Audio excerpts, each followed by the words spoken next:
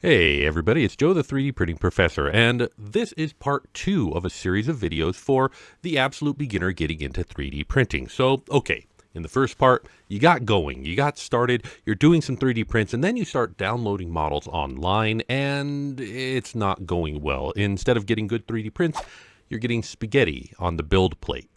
Why? Now, if you go to an online community and ask for help, for instance, like my Discord at discord.3dpprofessor.com, people might suggest to you, well, is your plate level? Or maybe you need to add something to make it stick a little bit better like glue stick. But before you do any of that, my first question is always, what were you trying to 3D print? And what did your first layer look like? If you remember in my first video, I recommended when you start a 3D print, always double check the way the first layer looks in the slicer. And if it doesn't look right, this video is going to help you with some tricks to help it look better. So let's jump into the slicer. Today I am using a branch of Orca slicer created for the FlashForge 3D printers. And we're going to start with this 3D model. It's a little wall hook that you can screw into the wall and hang stuff on. But if we slice this really fast and then take a look at the slice, and then remember I said look at that first layer, you might notice that this first layer doesn't have a whole lot to it, right? There's a little bit here and then there's a whole bunch of splat around it. And then as we come up, like look at how dangly off the side this is. Like that right there was a huge jump. All of this stuff is printing more or less in mid-air. And when you see that, that is an indication that this isn't going to print very well. So what do? Well, there's a couple of tricks, and I'm going to go over them in order. The first trick is orientation.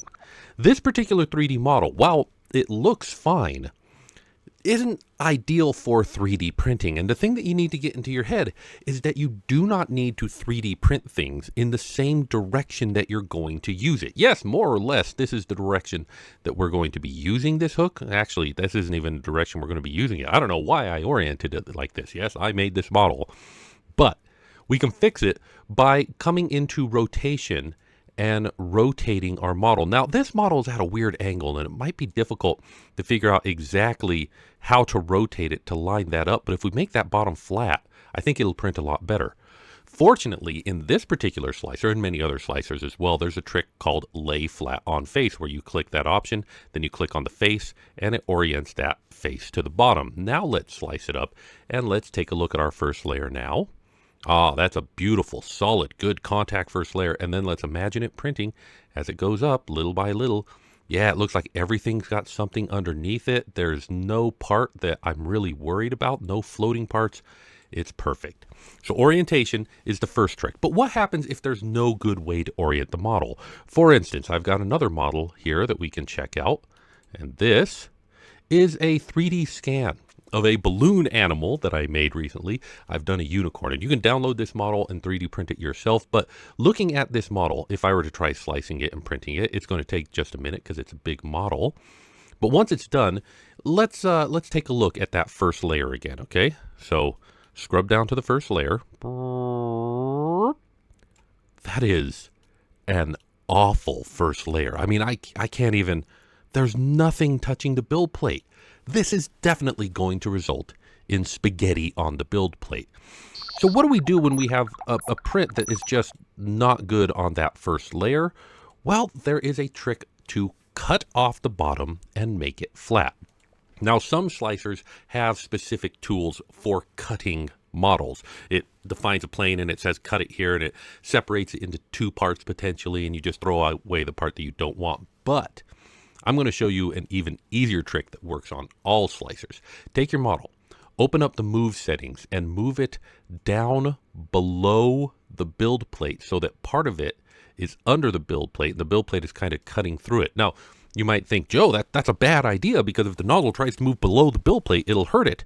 But fortunately, slicers are, generally speaking, smart enough. In fact, I've never seen one that isn't. That anything that's below the build plate is just plain ignored. What does that mean? That means that our first layer now has considerably more contact with the build plate, and it will hold on well. However, This particular model I chose for a good reason because it also has other places of problems. So let's go up and imagine it 3D printing as it goes up, and then we get to about this point here. Do you see what's happening right here? The belly is printing basically in midair. There's nothing underneath that. That's a hovering section. And 3D printers can't print without something underneath it. And in fact, if we go up a little bit further, by the time we get to the chin here, we have another couple of hovering regions. Oh, and what do we do with this? We can't, I don't know, maybe we could reorient it a little bit, but even so, I think that we'd still have hovering regions no matter how we reoriented this one. So what do we do?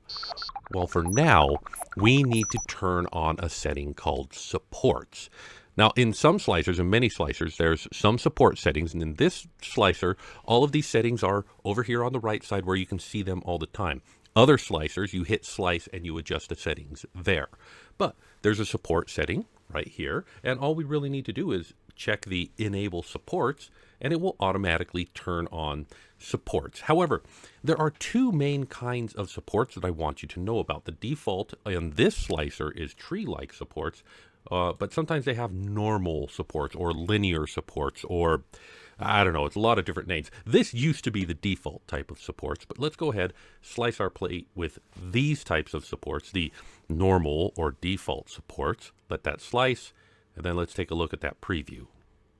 All right, going up to the top. You will notice that your model now has big blocks underneath it. And if we take a look at these blocks, just scrub part of the way down, you'll notice that they're not real strong there. They're just kind of these loose walls. And that means that it's really easy to just grab those walls and rip them off and remove them from your print so that you can get down to the part where your print is there and now it's printing solid so it doesn't tear away, hopefully as much. So that is one way. Those sort of linear default supports are a way that we can support things that don't print. Let's switch it over now to tree-like supports and let's take a look at those. This is just going to take a second to print. Now, tree-like supports are fairly new in 3D printing. We didn't used to have tree-like supports. And while they're new, they're oftentimes preferred by people, like a lot of people. Let's take a look at these. Now it looks like I've got a unicorn topiary. It's got these little branches that come up and get smaller and smaller, and then when they contact the print, they just do so at these very small areas. And in fact, it creates a little bit of a gap between where it's contacting the print and the print, so that hopefully that part, it may slop just a little bit, but it won't be as strong a connection so that you can rip them off. And generally speaking, these sort of tree-like supports, I've always seen them do a very, very good job at it.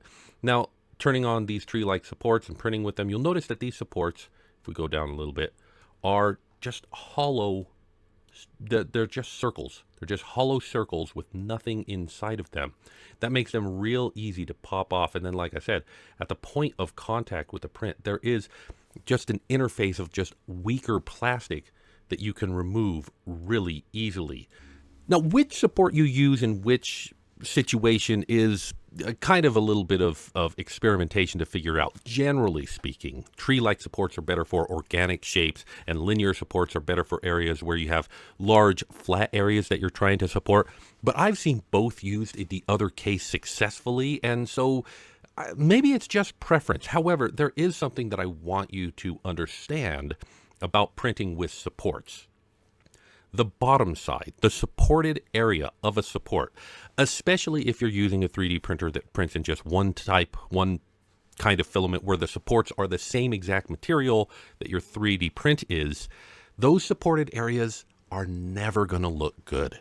They're always going to be a little bit cruddy because we've got those interface layers that make it easy to break off, but doesn't look good. And so what do you do about that? Well, you try to minimize the use of supports. You try to make it so that when you are using supports, it's in an area that nobody will see. Maybe you need to be super clever and reorient your print at a clever angle that will put all of those supports in a place that, generally speaking, people aren't going to look at. In the case of these balloon animal prints, people are going to be looking at them from above. So printing them in their natural orientation and letting those supports be on the underside is generally speaking a good idea. You can also clean up the prints, but a lot of people are like, well, I'll just sand them. Go ahead, give it a shot, but sanding your prints will cause your prints to discolor and turn white. You can fix that with a hot air gun and heat it up just a little bit. Yes, sometimes, but you do that too much and you'll damage your print. This is why usually when I'm designing for 3D printing, I design for supportless 3D printing, because if I got to turn on supports, I know there's going to be a part that's not going to be as pretty. But sometimes supports just can't be avoided, especially if you want to print something specific, and so you're going to have to master supports. And it just takes time and practice to get right. Give yourself that time. Just recognize it's not going to be perfect the first couple of times, and it may never be perfect, but it will enable you to print things that you otherwise couldn't. So there we go. There's 3 tips to help you 3D print things better. You can orient them. You don't have to print them in the direction that you're going to use them. You can cut off the bottom so that it has more contact with the build plate, or you can use supports to support them. Now, I wanted to talk about a particular use case for all 3 of these ideas together that could enable you to do something very clever with this 3D print. So looking at this 3D print, is there an orientation that I could minimize supports on? Well, maybe if I rotate it like this, then the supports will just be on the back here. Let me move it up a little bit so that it's not there. That might work. What if, hold on. Let me try something real fast. I'm going to reset the rotation, and then I'm going to rotate it exactly 90 degrees on its side, and then I'm going to use the cutting off trick. I'm going to take it, and I'm going to move it below the build plate until it's halfway through, and I'm looking for that horn to be halfway through. There we go. Now, if I print this, let me take a look at it. Do I need supports for anything? I mean, really, no. It's gentle overhangs. Everything has something underneath it. That's pretty good. Well, okay, but that's only half of the unicorn. What do I do then? Real simple. I take it, and maybe I duplicate the model to do this, or maybe I just flip it 180 degrees and I print the other side as well. And then I take those 2 halves and I glue them together, and I've got a perfect print with no supports and just kind of a seam down the middle. Could I do that? Yeah, absolutely I could. But you got to be careful, because just flipping it 180 degrees doesn't cut it off at the exact same spot.